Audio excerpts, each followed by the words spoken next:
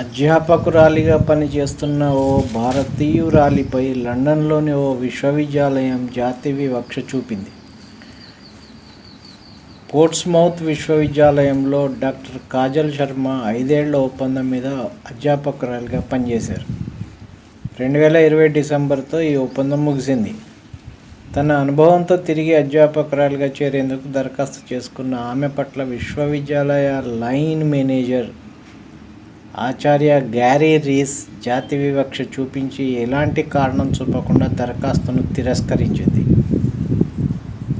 అనుభవం లేని వారితో ఆ ఖాళీని భర్తీ చేయడం ఏమిటని బాధితురాలు ప్రశ్నించినా స్పందించలేదు.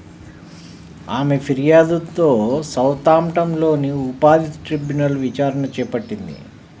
కాజల్ నైపుణ్యాలు, ఉద్యోగ అనుభవాన్ని గుర్తించడంలో రీస్ విఫలమయ్యారని పేర్కొంది.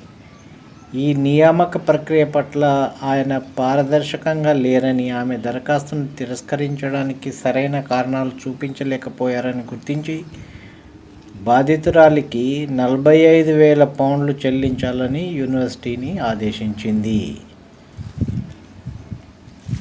ఇది కథ.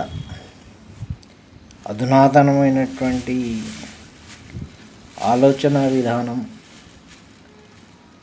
నాగరికత అని చెప్పుకుంటున్న ఇంగ్లాండ్లో ఇంకా జాతి వివక్ష మూలాలు లభించడం దురదృష్టం.